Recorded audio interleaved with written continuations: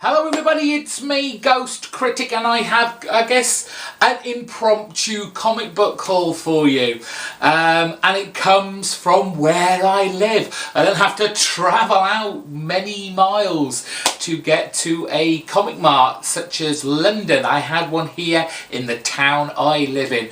My comic book store promoted it as Northampton's first Comic Mart, and it was very small. This wasn't like a huge sprawling London in the bottom kind of basement floor of a hotel or anything like that. It was just the back room of a pub that was a few doors down from my comic book store, and he had a ton of 50p comics, and he kind of took up the back wall of this room, and then he had invited various people to set up their own stalls. These weren't like proper retailer sellers. These were just people who came in and out of the store who wanted to sell some comics really cheaply, you know, kind of downsize. I don't want to give away my comics just yet, so I wasn't one of those retailers, but I had a fun time. I spent about an hour and a half there. For such a small room, it was still quite busy, and trying to get into those long boxes was a bit of a struggle, but I did buy quite a few comics, and here I am to show you. It's split into 4 parts. I have a big batch of Marvel for you, a little smaller batch of DC with a few oddments at the end, and then I kind of splurged a little on some characters that I would love to buy regularly from the likes of Dynamite Comics and Dark Horse Comics, but they're just too expensive to do that again and again. So when I find them in 50p boxes, brilliant, I will rape and pillage these long boxes of these 50p comics. So stick with me, hope you enjoy this. It's about a quarter of an hour, 20 minutes long. I zip through these, but hopefully you will find some fun stuff in there, and let me know what you think of what I picked up in the comments section below. Give this video a big thumbs up, and very soon I will have a comic book monthly review for you, and some news about some Christmas specials I'm putting out. Until then, let's get on with those comics. So the first batch that I'm going to show you from my Northampton Comic Mart haul is all the Marvel stuff. Kicking off with the last, I don't know, maybe 10 or so issues of the Fantastic Four run. Hickman and Epting 583, 584, 585. Oops, 586, missing 587, they didn't have that one unfortunately, so 588, jump up a little bit to 601, 602, 603 in their white costumes. I wasn't a big fan of those, especially drawing in Spider-Man, but hey ho. 604, potential Avengers versus X-Men crossover there. 605, 605.1, 606, 607, Black Panther getting in on the action before this series ended. 608, 609, 610, and the final issue, 611, with Jonathan Hickman and Ryan Stegman on art. Also found a Fantastic Four Annual, it's number 33. Moving on, we've got Edmondson and Gerard's Punisher, gradually filling in the gaps from this last run before the All New All Different. So this is issue 3, issue number 10, number 12, number 16, number 17, And finally for that series number 18. Going back a bit now, we have The Silver Surfer and Warlock. I think this was a 4-part mini-series, Resurrection. It's just kind of some fun. When's this? Is it late or early 90s? Early 90s. Early 90s fodder, but fun nonetheless. A bit of Fantastic Four issue 12. X-Men Legacy, Simon Spurrier. This is one of Adam, Dr. Monkeybot's favourite writers. Got to see him at Thought Bubble, lucky him. X-Men Legacy issue number 2, issue number 3, issue number 4, and issue number 5. Again, going back to late 80s, early 90s, it's The Silver Surfer. This came from volume 3, issue 39, 40, jumping up ahead a bit, 89. I think this is 91. Unfortunately, there's a little bit of a tear there, but I'll cope. This one is 106. We have 111, I think. Not very good colour choice there. Oh no, that must have been 110. This is 111. 112. Oh goodness, 114. 122. 125. Oh, going back a bit, 124. 141. And that's it for the Silver Surfers.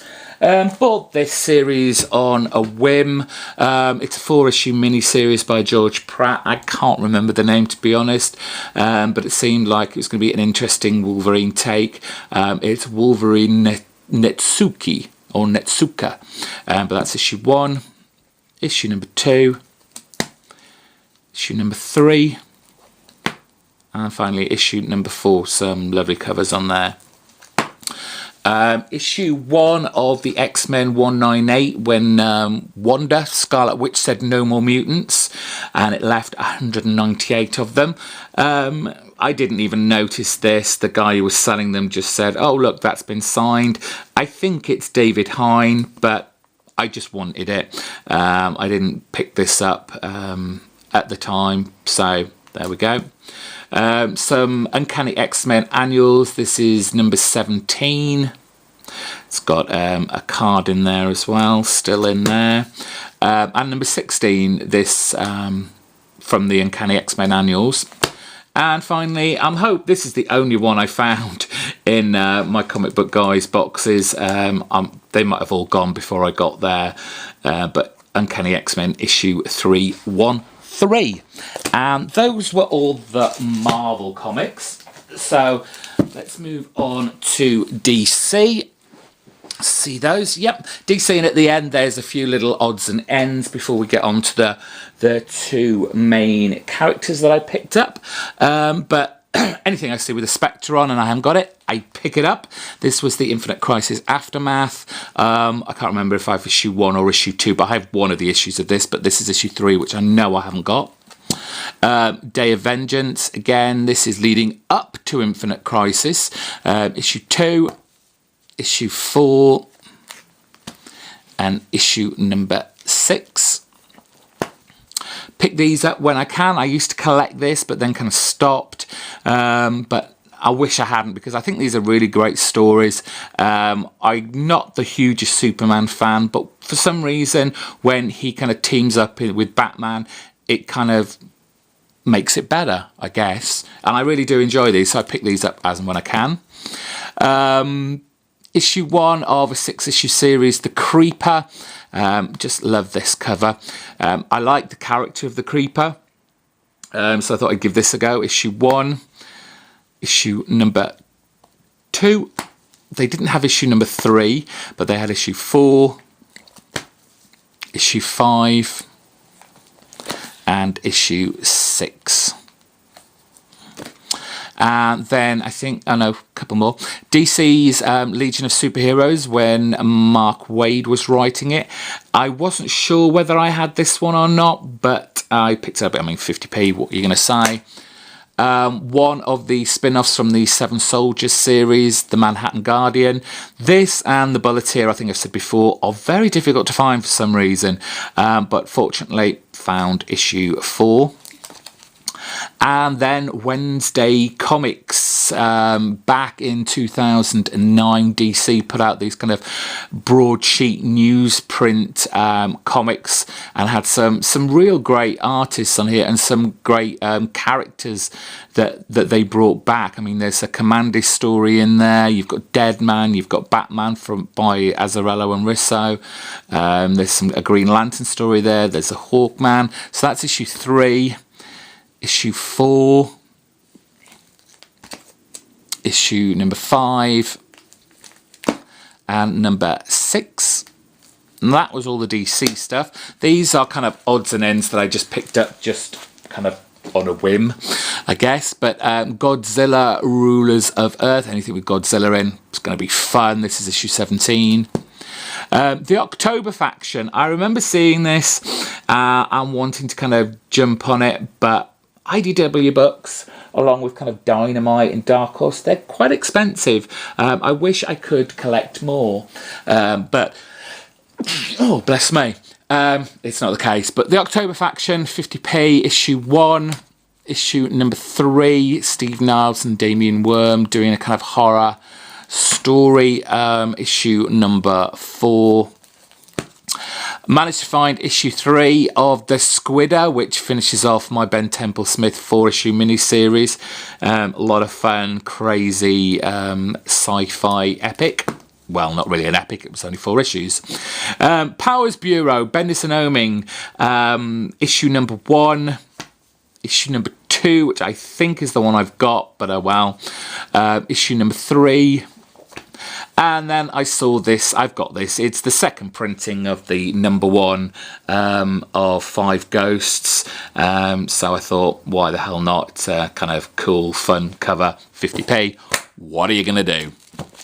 Okay, so, interestingly enough, I guess. The next few series are books that I've always wanted to pick up, but like I just said, the prices of Dynamite books, of Dark Horse comic books, they're expensive, and as much good stuff as they're putting out, it's hard to add all these on. So we kick off with Dynamite. It's Flash Gordon, Jeff Parker and Evan Shayner with Jordi Belair on colours. I heard the iFanboy guys saying this was really good and they really enjoyed it. So I managed to pick up issue 1, issue number 2, issue number 3, and also the annual. Then I saw this series by Brendan Deanan and Paul Green. This is issue 0. And then I found issue 6. Another more Flash Gordon. This time it's from Arden Comics, a company I've not really heard of. But this looked like fun and I love the character of Flash Gordon. This is Invasion of the Red Sword, part 1, part 2. 3, 4, and 5. I don't know if that's the last issue. Hope it is. From Now Comics, another company that I've never heard of. I'm not quite sure how old this is. I haven't had a chance really to look into this, but issue 1 of The Green Hornet, a double-sized premiere collector's edition. But it's a gorgeous cover, and I just thought 50p, why the hell not? The Spirit, Will Eisner's. This was DC's reimagining, I guess, of The Spirit, but keeping to its roots. This is issue number 18, number 19, number 21. And then the First Wave series that DC did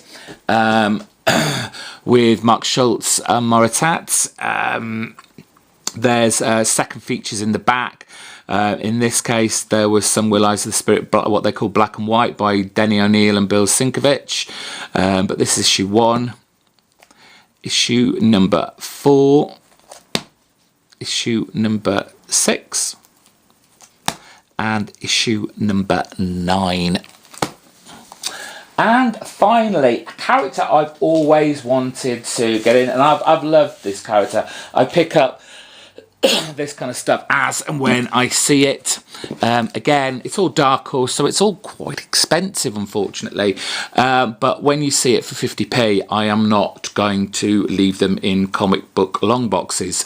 So there's a whole array of different Conan stuff here from Dark Horse. This, I'm guessing it's a mini-series, Conan Book of Thoth. Kurt Busiek, Len Wein and Kelly Jones on this book. 40 story pages, it says. And then I found issue 2 as well. A one-shot here, The Weight of the Crown. Then the King of Conan series. This is issue number 3 and issue number 4. I think this could have been a 4-issue miniseries. It says final issue there. Then Conan the Avenger. We have issue number 8. Conan Road of Kings, issue 2. Issue 6. Ignore the prices on these. They are not what I paid. Everything was 50p. Number 9. Number 11. Number 12. Another series, Kurt Busiek, Carrie Nord, Dave Stewart, Richard Starkings on this one. Number 1. Number 3. Number 4. Jumping up to 14. Number 16.